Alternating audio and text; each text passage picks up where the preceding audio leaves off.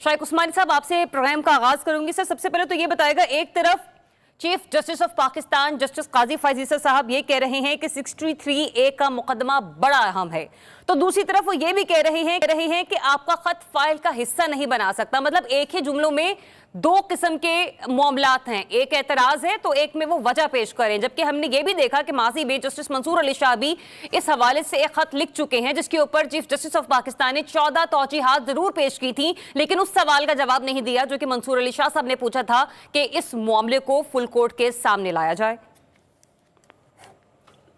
देखिए, बात यह है कि जो कोर्ट में जो खत किताबत होती है रजिस्ट्रार के साथ या एक दूसरे के साथ, उसको ऑर्डर का हिस्सा आमतौर से नहीं बनाया जाता। अच्छा। वो चीज़ पर्सनल होती है, आपस में जजेस की बात होती है। इस तरह से तो है फाजिल साहब का ये फैसला सही है कि उसको वो हिस्सा नहीं बनाया जाएगा, लेकिन जहाँ तक के वो किसी जज का न बैठना किसी केस में, न सुनना किसी केस को, ये उसका अपना डिस्क्रेशन होता है, अपनी सवाबदी होती है, और उसमें कोई उससे कुछ नहीं कह सकता। रिक्वेस्ट कर सकते हैं लेकिन और कुछ नहीं कर सकते, ये अपनी मर्जी होती है, ये जज का प्रेरोगेटिव है, ये चीज़ है। और जो भी हो, आमतौर से होता नहीं है, ये होना नहीं चाहिए। सुप्रीम कोर्ट को तकरीबन एक साथ ही बैठना चाहिए और फैसला करना चाहिए, क्योंकि वो सबसे बड़ी अदालत है मुल्क की। लेकिन शाइक उस्मानी साहब, जिस तरीके से पहले practice and procedure act committee के कॉन्डक्ट पर सवालिया निशान लगा, उसकी आईनी हैसियत पर सवालिया निशान लगा, अब जस्टिस मुनीब अख्तर साहब के हवाले से मौक़िफ़ इख्तियार करना और बेंच से अलहदगी के हवाले से उनका मौक़िफ़ मंजर आम पर आ रहा है, आपको नहीं लगता है कि इसके बाद ये चीज़ें जो हैं वो थोड़ी सी आसान हो जानी चाहिए, क्योंकि मामला हसास है, बात आर्टिकल 63A की है? जी देखिए, बात जो है वो 63A की है यकीनन, लेकिन ये जहाँ तक के जजेस की शमूलियत की बात है, वो उनका अपना डिस्कशन है। अच्छा। वो इस पर आप कुछ नहीं कह सकते, वो बिना पे किया वो उनकी मर्जी है। और अगर वो समझते हैं कि वो उनकी इस वजह से नहीं किया क्योंकि वो कमेटी को मानते नहीं है जो बनी है, वो जस्ट ये जो एक्ट अभी रिसेंटली बना था, तो ठीक है, उनकी मर्जी है, ये उनका राइट है, वो कर सकते हैं, इसमें कोई बात नहीं, कोई गुंजाइश नहीं है, कोई क्रिटिसिज्म। ठीक है। और ये जिस तरह से अब आज 30 सितंबर थी और केस लगा समाअत के लिए, लेकिन डेफिनेटली जस्टिस मुनीब की वजह से ये समाअत कल तक के लिए मुलतवी होगी, आपको लगता है कि 63A नज़रसानी केस में फैसला मुअत्तल भी हो सकता है?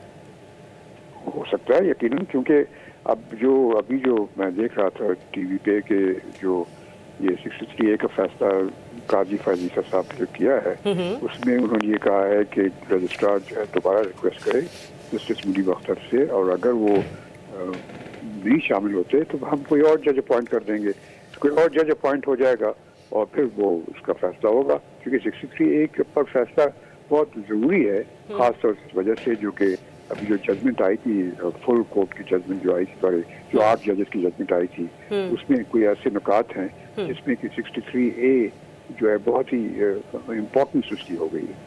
सही। अच्छा सर, आज एक और जजमेंट भी आई है और उसमें हमने ये देखा कि पंजाब में इलेक्शन ट्राइब्यूनल्स की तश्कील से मुताल्लिक लाहौर हाई कोर्ट का फैसला कलअदम करार दे दिया है सुप्रीम कोर्ट ने। आप इसको किस तरीके से देख रहे हैं, क्योंकि रिमार्क्स में ये कहा गया कि हाई कोर्ट के जज ने चीफ इलेक्शन कमिश्नर और चीफ जस्टिस की मुलाकात ना होने को मद्देनजर नहीं रखा, अगर मुलाकात ना होना मद्देनजर रखते तो ऐसा फैसला ना किया जाता। क्या मुलाकातें भी फैसलों का तयन करती हैं? मुलाकातें तो होती रहती हैं हमेशा, ये जजेस का ये कॉन्सेप्ट जो लोगों के जहन में है कि वो बस सुनते हैं और उसके बाद फैसला हो जाता है, नहीं हमेशा। देखिए, जब भी जजेस 2, 3 या 4 जो भी नंबर होता है उनका, जब वो सुनते हैं तो पहले सब जज कोशिश यही करते हैं कि एक कंसेंसस हो जाए। वो सब मीटिंग करते हैं, एक दूसरे से डिस्कशन करते हैं और आर्ग्यूमेंट्स करते हैं, और जब कंसेंसस नहीं होता उसके बाद फिर वो कहते हैं ठीक है, जो एग्री नहीं करता वो उसमें डिसेंटिंग नोट लिख दे। तो ये मुलाकात कोई अजीब चीज़ नहीं है, ये आमतौर से होती रहती है। ٹھیک ہے. شائق عثمانی صاحب آپ کی گفتگو ہمارے دیگر مہمان بھی سن رہے ہیں. عامر خاقانی صاحب آپ سے اس معاملے پر بات کرنا چاہتے ہیں. گفتگو تو آپ نے سنی شائق عثمانی صاحب کی, لیکن یہ بتائیے گا یہ جو فل کورٹ کا معاملہ ہے اس پر جسٹس منصور علی شاہ صاحب نے بھی سوال نشان لگایا تھا اور اپنا ایک خط بھیجا تھا. پھر آج جسٹس منیب اختر صاحب بھی اسی قسم کی گفتگو کرتے ہوئے نظر آئے.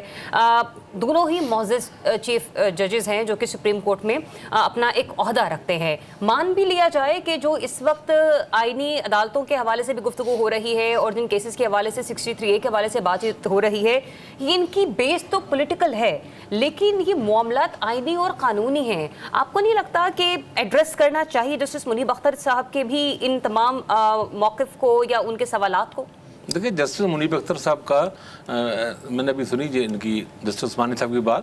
جسٹس منیب اختر صاحب ایک احتجاج کے دور پہ اس بینچ کا حصہ نہیں بن رہے. یعنی ایسا نہیں ہے کہ نصیب ان پہ کوئی اعتراض کیا گیا ہو, وہ چھوڑ دیا گیا ہو, یا ان کو کوئی اور ریزرویشن کے مسئلے ہوں, وہ اس کا بینچ کا حصہ بننا چاہتے ہیں. انہوں نے یہ وضاحت کی ہے کہ چاہتے ہیں, لیکن انہوں نے ایک پوائنٹ پر ایک طرح کا احتجاجاً اس کا حصہ نہیں بن رہے, اور ان کا حصہ بننا اس لیے ضروری ہے کہ یہ نظر ثانی کیس ہے اور اس میں جسٹس منیب اختر نے فیصلہ سنایا ہوا. اور پہلے ہی اس بینچ سے دو لوگ جو ہیں, جو سینئر جج صاحبان وہ ریٹائر ہو چکے ہیں. جاز الحسن بھی چھوڑ گئے ہیں, مستعفی ہو گئے تھے, اور جسٹس تابندیال بھی آلریڈی. یعنی آپ ایک سمجھیں ہمیشہ ہوتا تو ظاہر یہی اصول یہی ہوتا ہے کہ نظر ثانی اسی کے سامنے ہی جاتا ہے جنہوں نے یہ فیصلہ سنایا ہو, لیکن چونکہ اس میں ریٹائر ہو جاتے ہیں تو ان کی جگہ پھر اور بھی آ جاتے ہیں. اور اس میں پھر قاضی پھر اس میں ایک اور کنٹروورسی اس سے ہے کہ 17 جولائی کو یہ ایک اور بھی ایک بحث ہے کہ اس کا کوئی ایک اور بینچ بنا تھا جس میں قاضی فائز نہیں تھے, اس کو جسٹس منصور علی شاہ تھے. تو اب قاضی صاحب اس میں خود شامل ہوئے ہیں اور جسٹس حمید الدین خان کو بھی شامل کیا ہے, اور جس طرح کا یہ بینچ بنا ہے اس سے بھی ظاہر ہے کئی چیزیں ایسی ہیں جس پہ اور بہرحال ایک تو بہرحال نظر آ رہی ہے, ایک بات تو نہیں کہی جا سکتی جو سیف ہے, جس پہ کوئی کنٹیمپٹ بھی نہ لگے, کہ غیر معمولی اجلت دکھائی جا رہی ہے اچانک ہی. دیکھیں 2 سال سے میں یہ کہنا 2 سال سے یہ پینڈنگ پڑا ہوا ایشو, کوئی اگر حقوق وابستہ تھے سب چیزیں 2 سال سے تھی نا. قاضی صاحب کو بھی میرے خیال میں ستمبر کی مڈ میں آئے ہیں, یعنی ان کو بھی 1 سال ہو چکا ہے پورا, آخری مہینہ اب قاضی صاحب 25 کو جا رہے ہیں. اچانک ایسی کیا اجلت, اچھا اچانک ہی کیا اجلت ایسی آ گئی ہے.